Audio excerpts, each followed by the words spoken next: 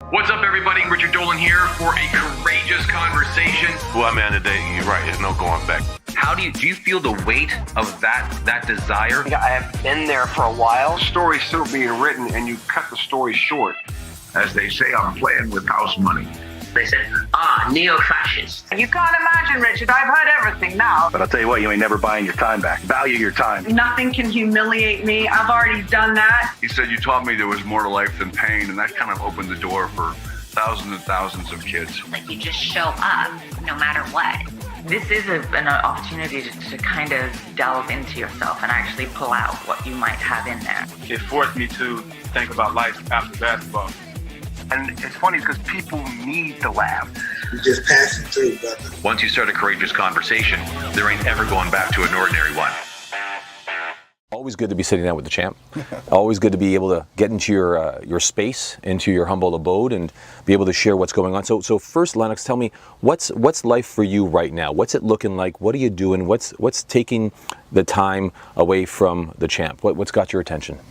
I would say working on my documentary, because documentary is key right now. I realize that Mike Tyson has like about 5 documentaries out there, but the man that beat him, nobody really knows too much about.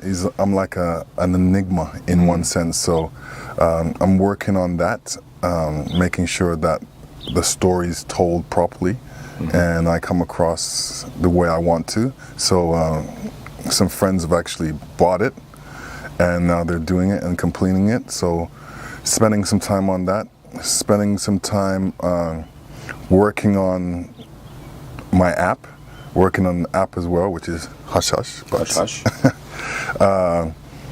Working on camp for the kids. I want to actually do a kids camp for charity, so helping the little kids out from 9 to 23. And then folk are going to be working on a real camp where invite boxers from around the world to come to Jamaica, which is a great place to have camp, and have camp for them there. So that's another thing I'm involved in and working on. And you're a commentator? Yeah, doing some commentating, doing some a lot of interviews, a lot of personal appearances, a lot of what else? Time with my family, and working on different projects. Like, I'm an entrepreneur, so it's like when somebody brings something to me, it's like, okay, let's see what we can do. I see some headway where we can, work on, such as the cannabis business. Sure. So there's like 3 different avenues to go there, and just living life and enjoying life. That's a good thing. Yeah. And so, unlike many celebrity, legendary athletes, you've taken the next chapter in your life very seriously. You're mapping it out. You're an entrepreneur. Yeah. I've had the delight of having conversations with you. You're asking me a lot more questions than the normal entrepreneur, so you're astute. But let's go back to the beginning of what you said, which is a good basis for this conversation, which is the proper articulation of your legacy. The thoughts you fought, the people you face off in the boxing ring, and the way those stories must be told, because it sounds like the noisiest seems to get the ear, but the truth never gets told. No. And so that must rattle your cage a little bit. It does to a point. It's interesting because as a world brand, obviously when I was growing up, it was like, don't get in trouble with the law, don't do these things, because brands don't like that. Right. But the people that get in trouble and they're the voice out there, and they make the loud noise, they seem to get a lot of attention. So the whole brand thing's kind of switched a bit. They're looking for people that are popular on social media, that type of thing. And it doesn't matter where their background is, just that they're popular. Right. So you're saying you get penalized for being compliant. Right. You're being, in fact, forgotten because you played by the rules. Right. And not just you, but anybody. You're right. It seems like the ones who curse and cuss online, who give motivational talks, but has a profanity language of a sailor, they somehow get the most views. They somehow get the most attention. That's not necessarily a good thing. Well, I'm understanding it now. People like to watch train wrecks. If there's a train wreck over there and somebody's giving out chickens over there, they'll rather go watch the train wreck. That's right. So that's how the human psyche is. So it's interesting to watch how it plays out.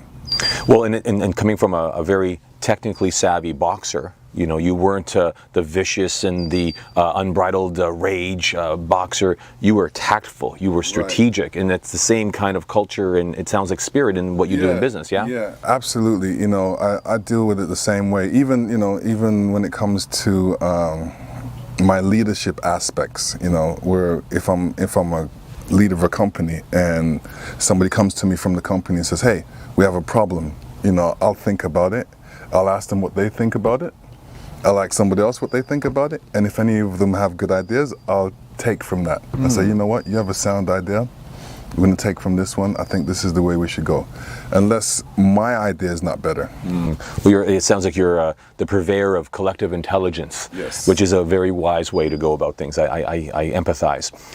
But what's also interesting too, though, is that in looking at some of the things that you're doing, like your youth initiatives in Jamaica, like your Global Legacy Boxing initiative in Canada, bringing boxing into Canada in a very big and profound way, you actually operate by fact, not by fantasy. You don't talk it up. You don't generate a hype. It's all about just saying what you're going to say and then doing what you said you were going to do. Right. I got this saying. It's called "Proof is in the pudding."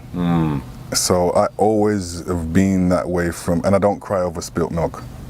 Unless you got cookies and good But that's good. Those are all good sayings. And you know, it's in the position I'm in, and many people who've watched interviews, and especially our friends who I know back at the office will be observing this conversation.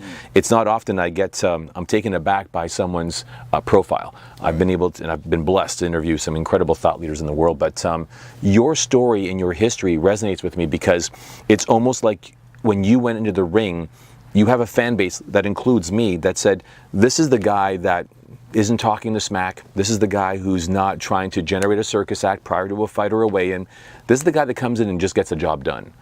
How much of what you were in the ring lives on outside the ring in your post-career? I think it's part of who I am. You know, it's like you say, if you say to Lennox Lewis, "Oh, you can't do this," in my mind, I'll be saying, "Fucking crazy, man."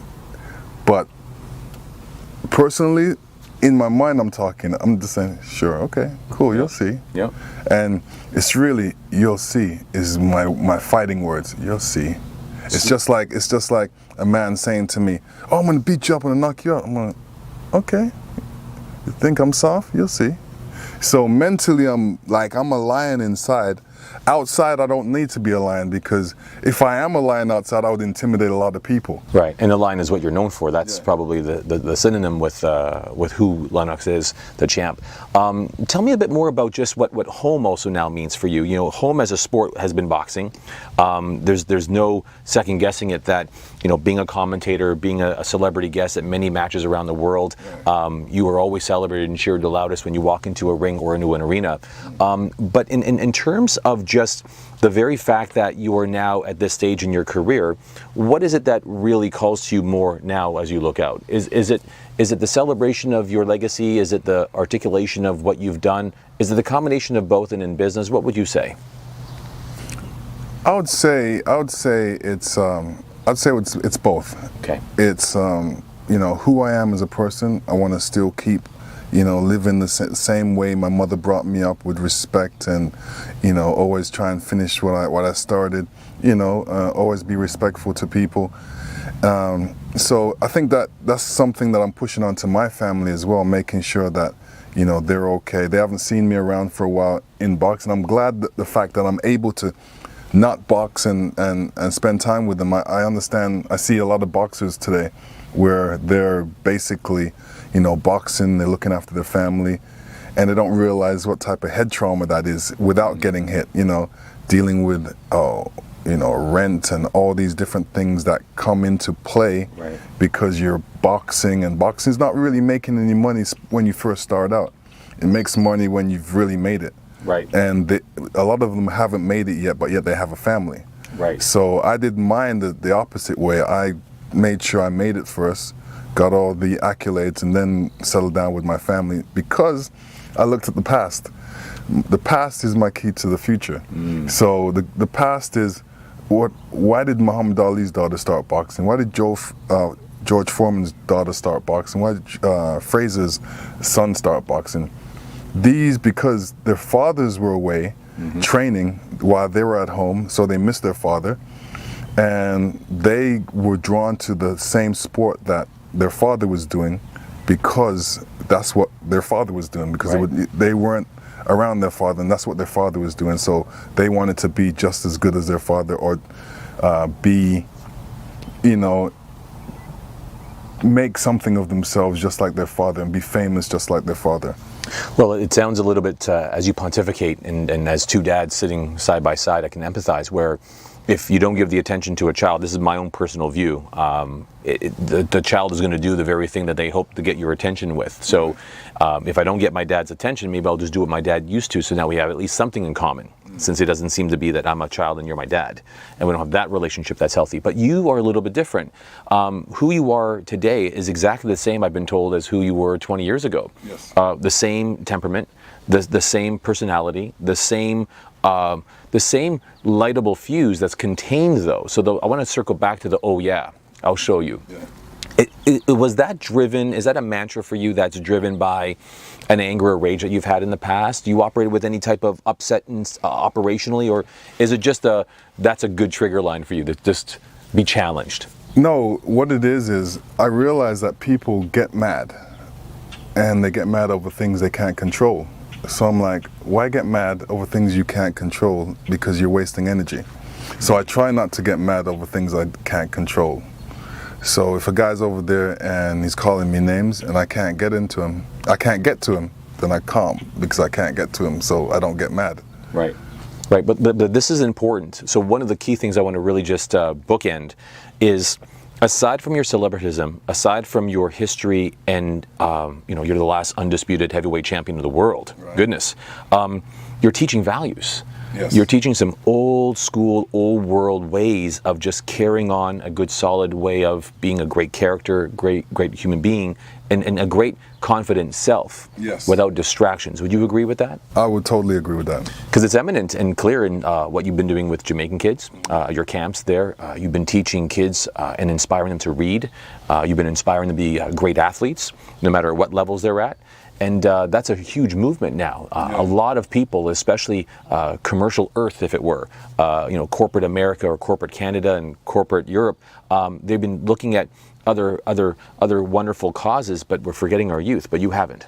Why is youth so important to you? Youth is very important for me because they're the key to the future as well. You know, even for me, being a young kid without a father, growing up just with my mother, there were father figures in my life. And if these father figures weren't in my life, if I didn't have an outlet, I don't know what would happen. And I realized there's a lot of kids, especially in Jamaica, especially in Canada, especially all over the world, that, when they go outside to play, there's nothing to do.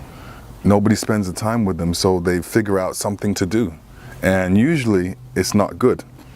If you give them something to do, like for me, growing up, especially one summer, I remember one summer I went down to the YMCA. Went down to the YMCA, there was like everything to do. We played table tennis, basketball, we swam, we ran, we did everything. After that YMCA, I went home. Guess what I did? What'd you do? Watch TV, talk to my girlfriend, went to bed. That's it. And I've already had my amount of fun that I had that whole day, and I was active. You had an outlet. I had an outlet, yeah. An outlet. So it sounds. I don't mean to speak on top of you, Champ, but it sounds like you had an outlet that not only may have been an outlet for disappointment or sadness or anger, but it also may have doubled for all that boyhood energy. Yeah. You had to spend it. Yes. And it sounds like you spent it constructively. Yes. And so are you saying that that's something that's missing right now for youth who may still equally be troubled? It is something that's missing. That's why camps in the summertime for me is very important, especially for kids. It gives them an outlet, it gives them something to do, and it's rewarding because of what comes out of it. You know, even the school that we took the kids from, you know, the school is saying, yo, the kids that you went to camp with, they're behaving, I see a difference in them. That's all I want. That puts a smile on my face. That's all I need. Now you're giving me goosebumps because it's reminding me of a conversation, and you may not recall this because it happened many moons ago, but I remember we had a brief conversation about your stand for youth, and I said very poignantly, I said, well, for troubled youth, and you said not just troubled youth, but all youth because they're distracted. Yeah. You talked about how your kids, my son, which I attest to, are all behind their devices, yes. iPads, YouTube, and there's nothing wrong with that because we watch our Saturday cartoons, I'm sure, but it's a little bit different this time.